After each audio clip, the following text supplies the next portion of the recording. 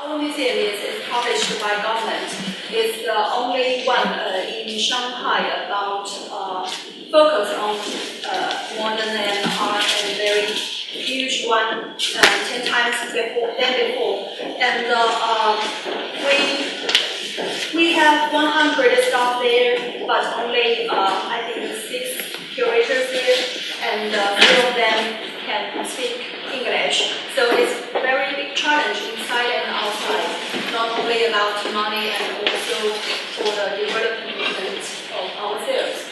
But I think it's a new start with the new venue, and because we have enough galleries and space to display exhibitions, and we have 27 galleries there, and each of them over 1,500.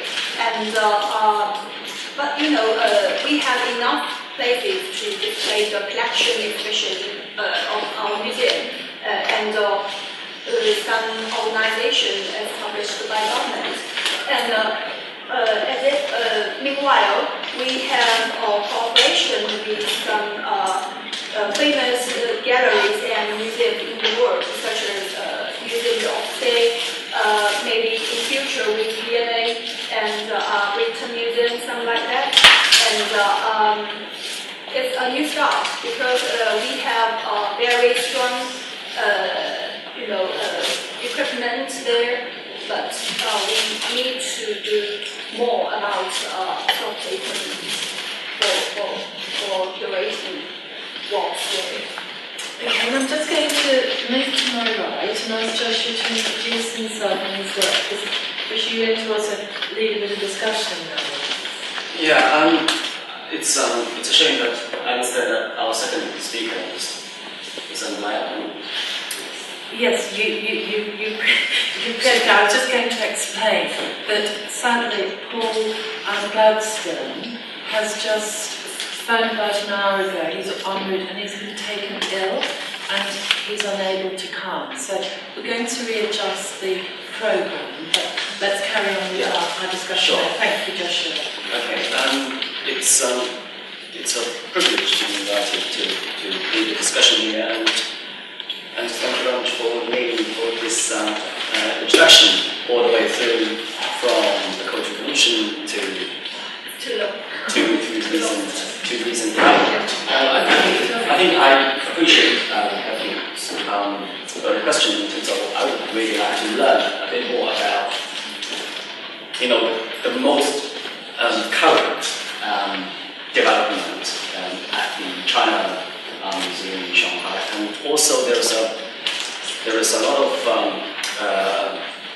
private art museums established in China, particularly in some cities like Beijing and Shanghai, and they are up and down, and they have several interesting shows, and then they get quieter, and then up again. So this is kind of phenomenon that lead me to think about, as a whole, in fact, it's the sustainability of our museum, and the sustainability of curatorial research, practice, and contribution Could I just interrupt you for 1 second? Because perhaps some of the audience don't know quite the scope of your work. So could you just say a few words about your role? Okay. What your kind of main priority interests are? I work at the Birmingham City University, and I research as a curator, and I curate as a researcher. I'm a professor of Chinese art, and I worked in a school of research as well as school of fine art. My curatorial experience with Chinese contemporary art since year 2005, and I think that's an interesting point because in 2003 to 5, that's the turning point that made Chinese art so so globally visible. I mean, for example, like the artists' living condition, even in year 2000, 2001, I mean, they are very difficult. They've got a very difficult situation, because I still remember in year 2000, I visited one of my friends, I've been with Jiang, for example, that we stayed in his studio from 4 o'clock until 8 o'clock in the evening, and we are all very hungry. I mean, the reason that we didn't say is that he was expecting me to buy him a dinner, and I was expecting him to buy me a dinner. So we ended up being really hungry and leaving away from his office with an empty stomach. So, but I mean, this kind of artist, you can see that the phenomenon has changed so rapidly from 2003 to 5, and you can see the audience here. And I just blame to one of my colleagues early on when we had tea. I organized a conference in 2004 in Birmingham, which is a HRC-funded project, and we invited like important, very, very important curator and architectural theorists like Wang Mingxian, and also Johnson Chan from Hong Kong, all very important speakers. We get 20, 25 audience. That's it. And Birmingham is closer than Manchester to London, you know. And today we got more than 80, and we can still see some of my students standing in the background with no seats. So there's such a change in terms of the visibility. Okay, so Joshua, you've picked on from a period of struggle and a period of looking for an image to a period of success. What do you think, Ning, that transformation you picked? It's a 10-year, you've marked it, 2003 to year 2013, so 10 years. What key impact do you think it's had on those generation, the new generation of Chinese artists? Ning, what do you think are the major key changes? I think in the last 10 years is my working life in museum. I totally 100% agree with Professor Jiang.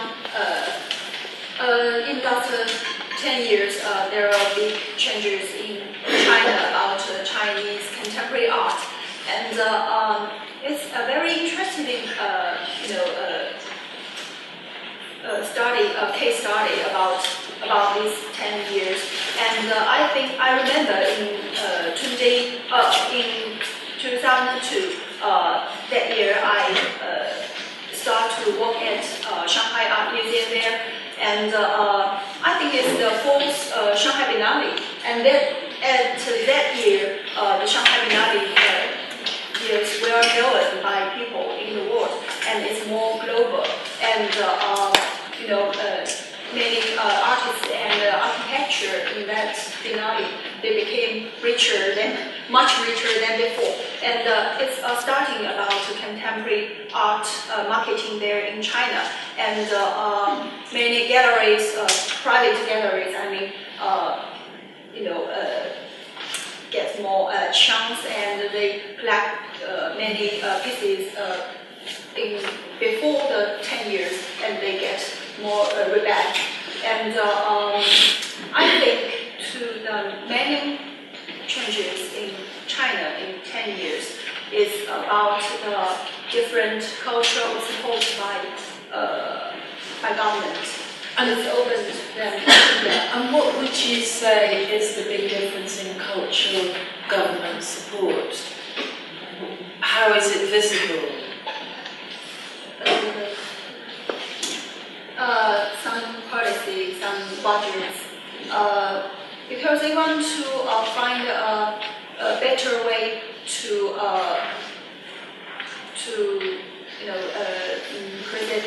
present the modern and contemporary culture of China to grow. And I think towards museum we did a very good period in the last And Joshua, when you talk to contemporary creatives, contemporary artists in your network in China, what are their major thoughts? What are their complaints? What do they feel anxious about? What's occupying their kind of minds and thoughts at this moment? I think we discussed more about really the artwork development when in a way in which that I curate exhibitions. We talk about the development and artistic language in different media before we all get around in the evening.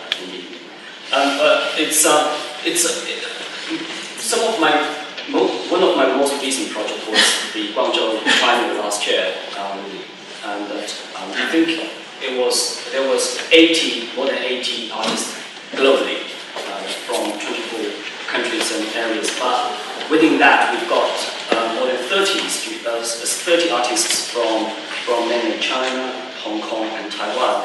And it was such a learning process for me to discuss the theme of a show. I see it as a platform for discussion and exchange, so that I invite artists to come along and we organize workshops. We discuss together about the way that we use artists' personal memories, experiences, and artistic reflections to respond to the exhibition. I can talk a bit this going on forever, but I know what to do. Yeah. Well, I think I'm going to just really hand over a little bit to make sure that people can have the opportunity in the audience to sort of contribute, or just listen to you prefer. But are there any sort of immediate thoughts? Or, yes, there's no. Can I ask about, you mentioned about a lot of Chinese artists in your presentation. But I just wonder why you haven't mentioned about Ai. I think he is quite significant for the contribution in Chinese contemporary art. I just wonder how much freedom do you have as a curator to select artists with different voices for your show? Okay. How much freedom do you have, Ning? How much? Of course, that's a difficult question because you may not have on one hand the freedom to entirely answer, but what's your response to anyway? What are you thinking about? Do you feel that you can make the selections? Actually, thanks for your question.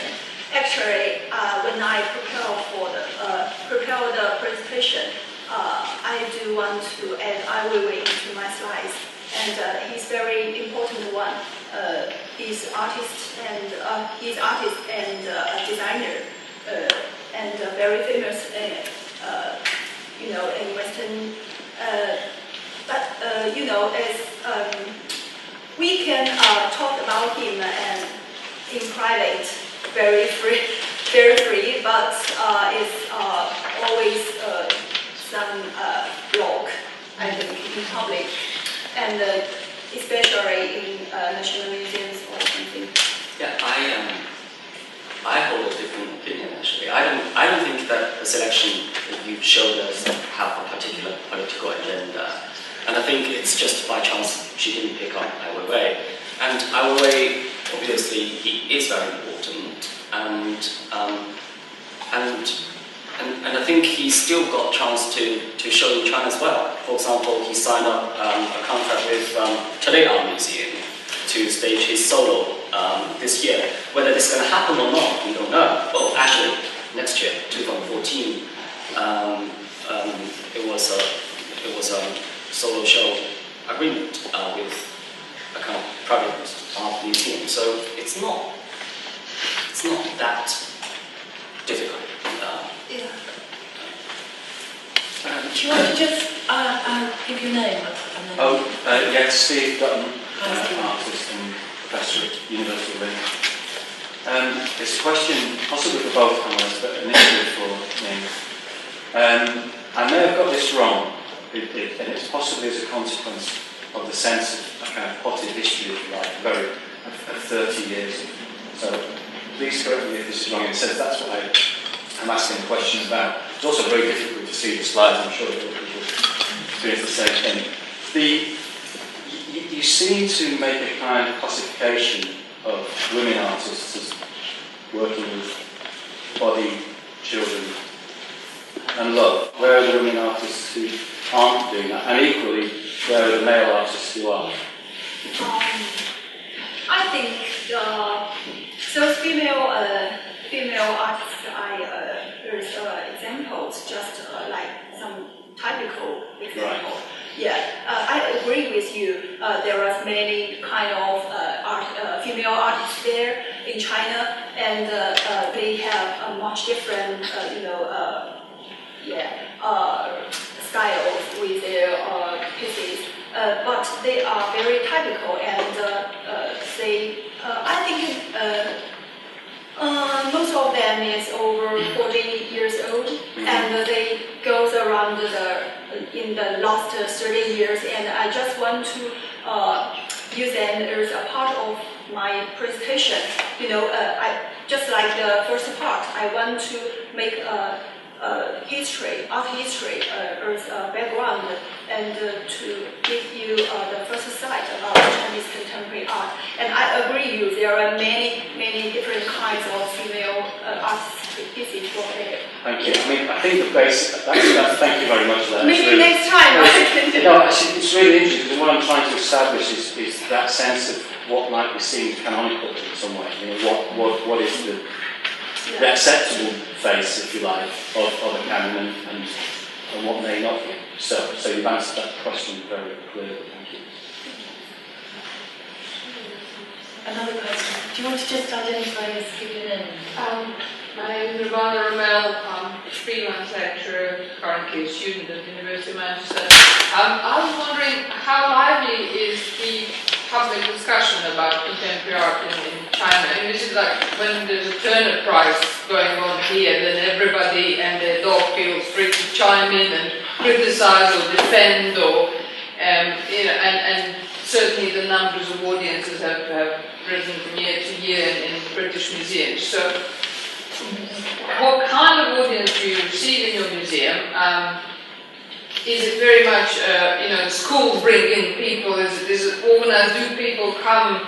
Is there a vibrant general scene where people debate ideas and criticize and so on? Okay, that's a question with two parts. Yes, it's an audience, but I think what I'm thinking of saying is that in the UK, if there is a cultural prize, whether it's a book prize or the Turner Prize, there's a lot of gossip, there's a lot of politicking, there's a lot of kind of press and discussion and debate, some kind, some not so kind, some helpful, some critical. But there's a lot of stuff around it. And I guess you're asking what that climate of discussion is like in contemporary China. Yes. And I wonder, Josh, do you want to just chip in a little bit from your perspective? And what your impression is? I think for the first part of your question, there is a series of art award or prize available in China as well. For example, like the most famous with the Olin Center, what's the name again? CCCA? UCCA. UCCA. The art prize name. It's CCCA. That's only 6. Yeah, only 6. That's one prize. It happened each year from year 2000, early year 2000, and also more recently, like focusing on talents, something which is award particularly for artists under year 30, established at the Tobias Museum, and I'm part of the panel.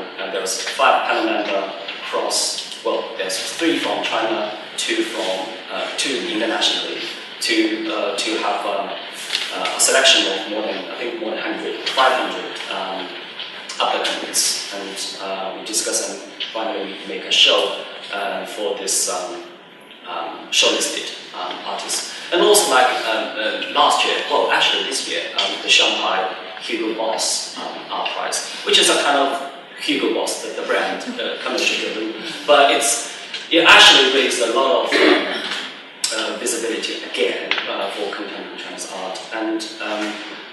And also the second part of your question is that we actually discussed with Ning early on when they moved their museum from downtown, from the center of Shanghai, moving to a little bit far away from yeah.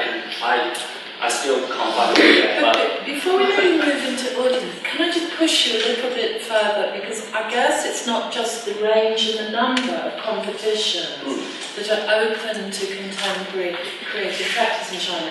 It's the kind of media, maybe what's happening in the newspapers, are they reporting it in a kind of discursive way, radio, TV, social, what's the vibe around the discussion, I think, is at the heart of your question. Do you get a sense of what that kind of level of discussion is now like in terms of the new role for contemporary art in 2013? I think the press coverage, for example, that one of my exhibition that I curated in 2011, which is in Today Art Museum, that a few colleagues have seen there. There's a huge press coverage, but to me, I think I would expect more original writings rather than have one piece of the whole, and then you can see that almost everywhere in website, newspaper, journal. Yes. So this is something that I think there's further development to be done within the area of press people, journalists, and also I think like the Shanghai Biennale last year, it must receive huge. I mean, we would expect in the UK to have art exhibition reviews, almost rated in the way that films are rated, that you read and you decide what show you're going to see, almost. If not entirely, then certainly influenced by the tone of the review.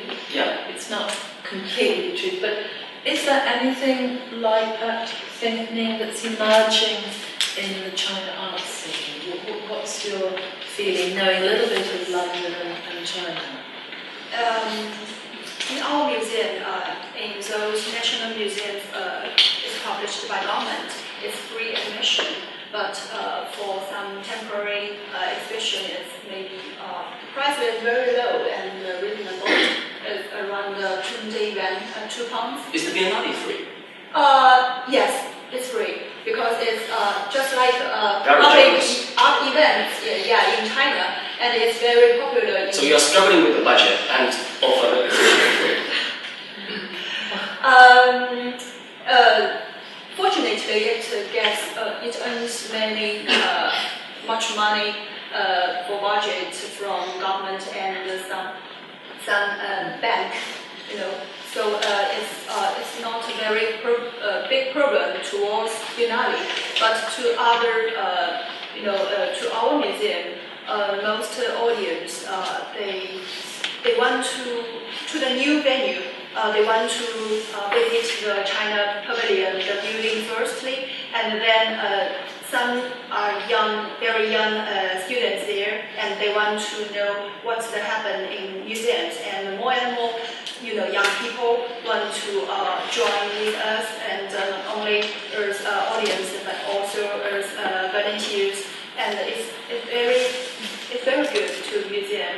And I think to our museum it's over 5,000 audience per day. It's very good and much better than the power station, because I think the power station, the situation is not very good, and it's a reason. But most of temporary exhibition is very good there. So can we just talk a little quickly about audience into museums, because that is a very key topic, as Donna at the Town Museum knows, getting those people into your museum, and the ticket price and the exhibition price is, I think, internationally a challenge and an issue to museums. So was it 2 years ago the government made national museums free entry?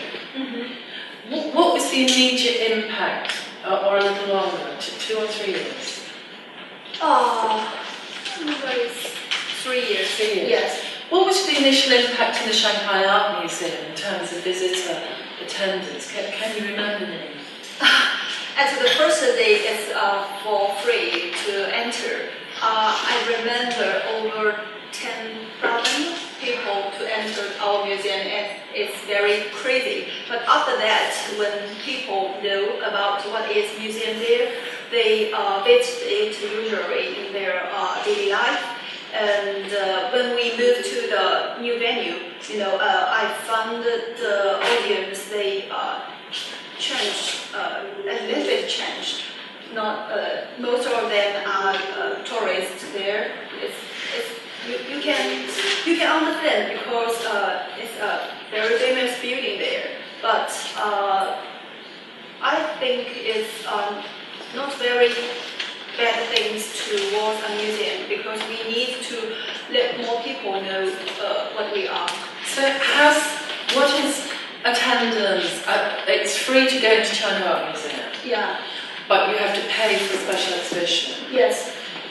Because some special exhibition we pay too much. I mean that's obviously the parallel system in most of the UK museums, that the exhibitions are an additional charge. So I think that's understood.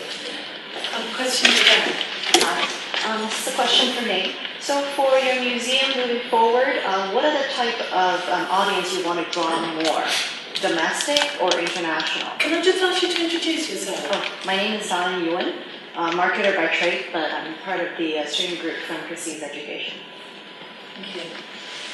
So what kind of audience do you have, maybe currently, do you want to build for China Art Museum? It's a very interesting question. Most of the audience are Chinese from China, or of the cities from China.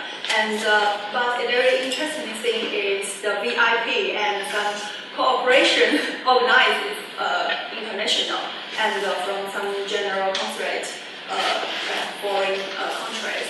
And maybe we need to do better communication about our museum, and we need more international audience to visit us.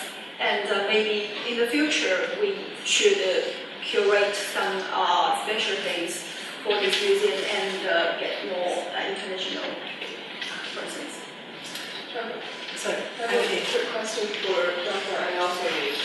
So we're very keen to talk about the contemporary art in the last 30 years. It is, for me, it's still a liberating web of power relations, perspectives, and possibilities. As Jonathan and we were talking about the curatorial practice in China earlier. There are definitely different types of curators. Some of them are fairly closer to the philosophers. Some of them are fairly close to the government. Some of them are, some different background and other different type of discourses. But you've been in UK for many years. Can you talk about a little bit about your own curatorial practice and what's your opinion towards the curators in China? So, Effie, can I just, because that was quite a long and very detailed question, but what I think you're asking is that your experience of curating in China is that there are perhaps distinct categories or types of curator, independent, some maybe more connected to official government museums. And you're asking Joshua to maybe comment, looking back to China, but also on perhaps his experience both curating in China and curating in the UK. Joshua, can you take that on? It's a very good question, but it's a very big one, and I think it needs a long discussion. But I think, because Catherine is the co-director of the curatorial practice in Kingston, and I think we all understand that to train up a curator, that he or she may need to acquire a set of skills in terms of, research, communication, and dealing with, fundraising, and to be loved by the government, for example.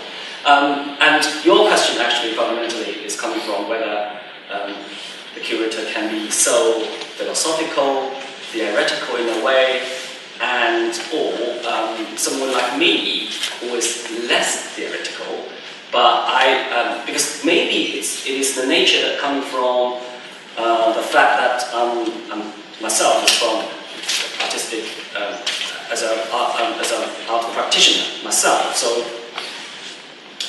obviously I do theory, but my real interest is not to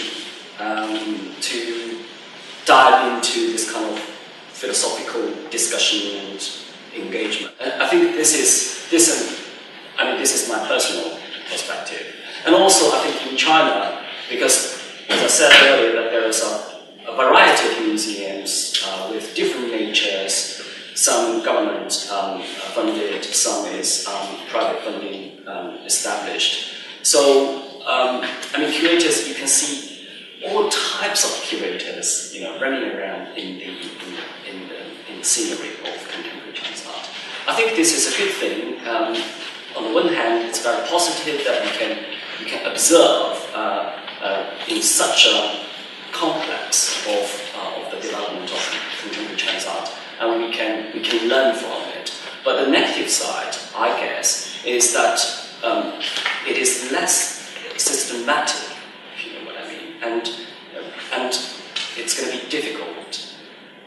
It can be very challenging for every of us who are involved in this process to make sure that our contribution can be sustained. Okay, and another question. Hi, my name is Su Wei. I'm from Royal College of Art. I'm doing a comparative research on Chinese and Russian art. So I have a question, because you mentioned money and also commercial institutions, especially in the last chapter of your presentation about bestsellers and so on. So what is the relationship between, for example, your museum and also commercial structures in China? And the second question is, to what extent actually your curatorial decisions are influenced by current fashions and important patrons and collectors and so on? Okay, there's two elements to your question now. You're asking me to comment on how the decisions of what programs and exhibitions will run, how is that influenced by, I guess, current movements, current kind of fashion, you called it.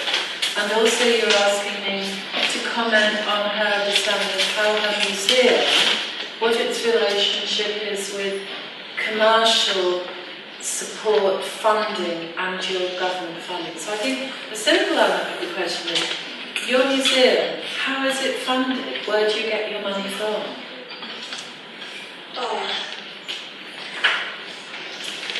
Actually, like most national museums in the world, as I know,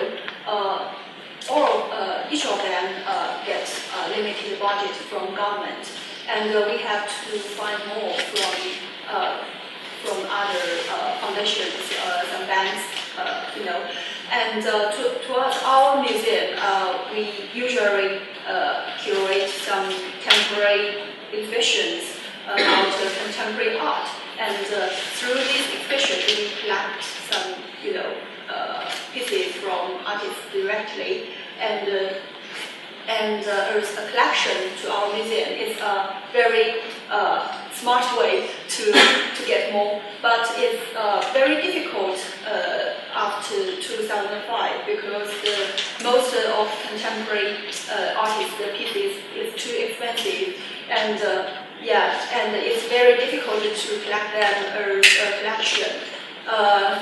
But we do want to establish. Actually, we want to establish some foundation in our museum and do some money about our collection. And I think we only 2 million yuan, and 20. That's for It's limited. And is the responsibility of fundraising, which is such a key element in the UK museum, is that the responsibility of the director, or are there other staff who are asked to look at how they might fundraise for the museum? I know it's most responsibility to director to find some money for museums, but it's very new lesson to a Chinese museum because in past most of them get money from government directly, but now about art marketing is very hot there, and we want to do some cooperation with some foundation and get some sponsors. Not only about money, other things. Some other support from press and some other organization, and we can do together to establish the collection and exhibition there. So I think foundation towards our museum is a new lesson. Yes, we want to do more about that.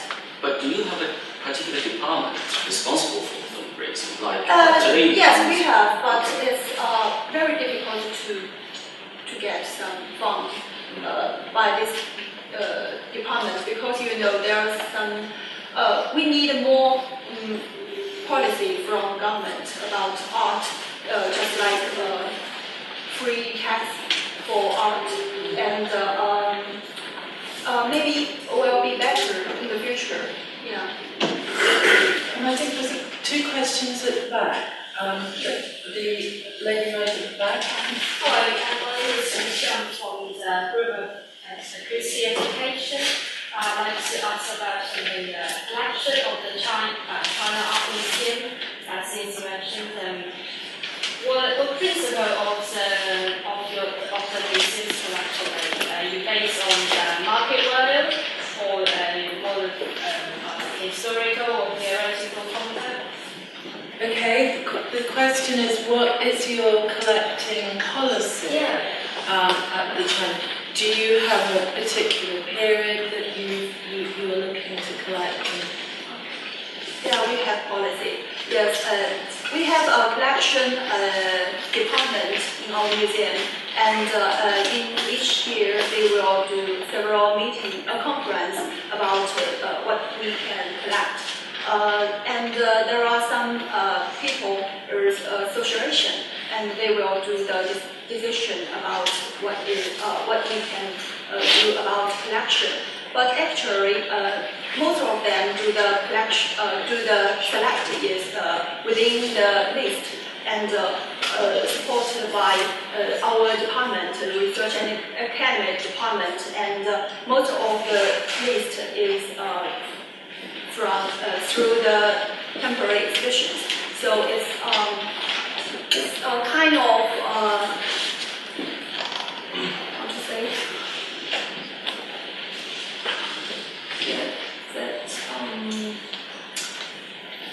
Yeah, we have policy. Maybe we can talk more later. Yeah, details. Okay, and then another question. Hi, I'm Nixie Cora. I'm president of the Kingston Education Plaza program in London. And my question actually stems from the earlier question about canonization and whether, again, with the previous question, whether the process of selection of artworks for the museum is at all subject to institutional critique. And because as other contemporary museums or collections in the world, there's a kind of an ethical, I would say, ethical drive to look critically at one's own role in canonizing, in creating a canon. So this question is both to you and to Josh about whether there are these spaces, whether artists, other curators outside the institution are enabled to engage in the critique of institutionalization and canonization of contemporary art. That's a long. I'm trying to. Can you just perhaps short headline that? Yeah. Okay. Outside the museum, there are discussions among other people in the art world, particularly artists and curators, as to what goes in the museum. Whether the process of choosing works to go in the National Museum of Contemporary Art is an open process, or whether there's a debate around that. Okay, so it's kind of back, in a way, to the question we were looking at, the kind of level and range and where debate is focused, which we can understand, I think, obviously from our own context, but we're trying to maybe find a little bit of understanding of what influences the thinking in the museum. You know, where might you look to? Do you look to certain kind of critics, obviously to, as we do in the UK, to our government lead of what, in a way, what society and what the UK wants? How does it work in China? Where do you think, do you look for other debates? Do you look for other thinking? It depends on which kind of the exhibitions. And just like Shanghai Biennale, it's 2 officials now. So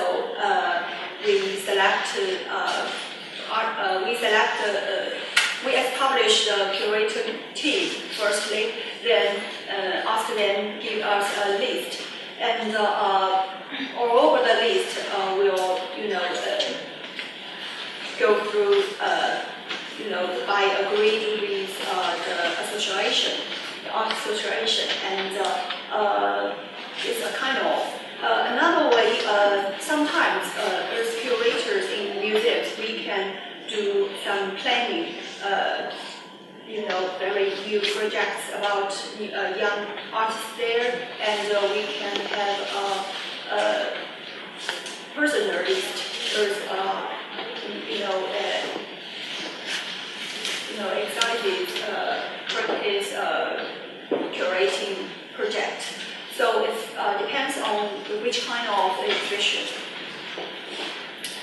What do you think, Josh might comment? Josh, I'd like to apologize. I didn't, because I was going on to something else, and I didn't get your question. Can you please? Yeah, it's just briefly on institutional critique. So you've got this, National Museum, and is there any kind of discussion around, what's going to go in this museum? Why is it that it's based in Shanghai? Basic question. Are the artists from other parts of China besides Beijing and Shanghai going to be represented?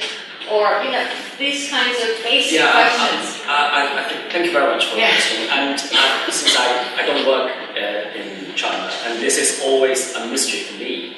And for example, we're still expecting who is the next curator for the Shanghai Biennale, and it's coming up next, normally in September. And what is the process of selecting curators for the Shanghai Biennale? Top secret. So it's very interesting question, and also that this is, if the process can be more just, I don't know whether this is a process transparent in the West as well. It can be, for example, like say some biennale in the West, they appoint, they invite curators. They don't go through the process of selecting curators. That's common, but it's going to be quite useful to know that how the Shanghai Biennale, and importantly, like the Birmingham triennial, how do they? I can say how do they chose me last time, but I don't know the previous triennial, biennials, and how do they choose curators and to make that happen. I think perhaps from my perspective, we employ on the course Anthony Burton, who is a very well-known researcher on the history of collecting the contemporary. And I think one of the key messages from his talk about key collections, obviously we can look at the V&A as a kind of starting point in the 1850s, is how random and how unplanned most of the collecting across America and Europe in terms of contemporary was. And I guess on one level, China is interesting for us because its history of collecting in terms of the public museum is relatively new. And it also does not or at least from my understanding, have a history of collecting internationally collected Chinese objects, and that's one of the things. If you go to China as a museum curator, as I did, it's one of the first surprises that the collections in national museums are largely China focused, and they are not. I was brought up myself in Rochelle, and when I went as a child to Rochelle, the little museum, it was a tiny little British museum. It had a French Impressionist painting, and it had a little bit of Rome and a little bit of Egypt, but it certainly wasn't a collection of locals. So I think there is also an element, to go back to where we started, of a longer period in, obviously, Chinese history, but also this short period, which Ning has identified around 30 years. So it kind of helps to answer the question, but it gives maybe a reminder of how quick and how much these museums have changed. What do you think, Joshua? Do you think? No, I think this is a very good observation, and I think as Ning introduced earlier, we curated a show from French collection, which is the real, was it? Yeah, French and Italy. Yeah, and I think it's something like you also talk about that the British design since the 1940s. And I felt that we, in China, that important museums and galleries that they invite or they curate shows outside of China, those kind of shows are very introductory in a way. And I felt this is quite problematic to me. Even you say like the impact of YDA that curated about 2-3 years ago, and very recently like Wang mentioned the boys and the Warhol afterwards. It's very introductory in a way. If there is any, I would expect a bit more critical in a way to create shows that invite works outside China to be introduced. Okay, one of two quick questions. I've got to look back, but just fairly quick because we're going to close in a moment for lunch. So. Hi, my name is Ning, and I'm an arts manager from China, working in artistic exchange between China and Europe. And I have a question for Ning. Two actually related ones. One is the first one is short. So how much does your work at China Art Museum involve new and emerging younger artists, say post-80s or even 90s, developments? And the second one is, I've heard before some Chinese curators complain about the current discourse on Chinese contemporary art internationally has been dominated by a Western perspective. And what do you think would these post-80s or even younger Chinese artists bring to this debate? Okay, that's a question about, I guess, about the dominance of the art market and the possible impact of the West on shaping sort of curatorial discourse. Is that right?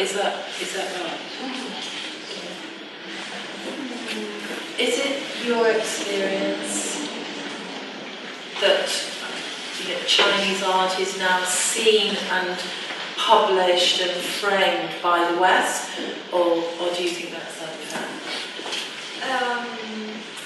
Fortunately, in China, I think the national museums keep the important roles in China until now, and we try to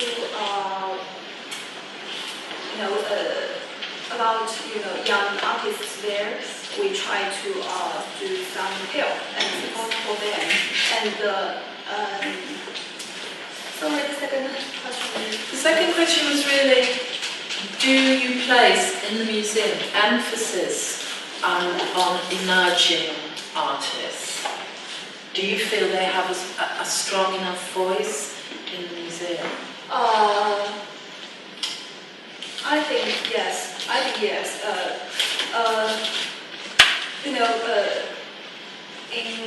In museums, just like Shanghai Biennale, they have usually it has theme, but to most artists, they have very big space to do things by their ideas. So it's okay. And my question is, in the introduction part of the story of art from Sir Gongbridge, he said that there's no history of art but only history of artists. I think that exactly the thing of Chinese contemporary art right now. Artists is very important. But as before, I think curator is more important because actually Jiehong or Li Xianting, they create artists, they create famous artists. So actually, what is a curator? What is the role of nowadays curators? Okay, that's quite a very complicated but interesting question. It's about the balance of the power of the curator, the art market and the artist, and how that is playing out in contemporary China. I mean, Joshua, do you have a quick thought on that? It's kind of like a snapshot of where you think the emphasis is at the current time. I think what do you think? It's a very big question, and it's always, as you said, it's a kind of balance that a curator always thinks through during the process of their practice. But I think some curators like me, I'm more interested in the production of the artwork and the artist's reflection through the artwork rather than the artist individuals. Well, the individuals, they are friends, that's fine. But I mean, my research focus is more on the artwork themselves, and eventually an exhibition is the way in which that artwork find a home to be staged. Okay, and the last question, and then we're going to wind up for lunch. I thought there was another. Yeah. No? Oh, yes.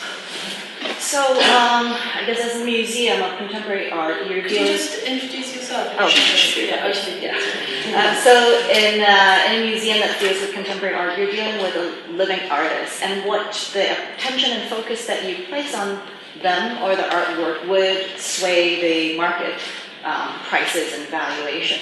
So, in general, what is the accepted kind of policy to tread that line of raising awareness and actually promoting arts and culture in general versus tipping maybe the market? And how does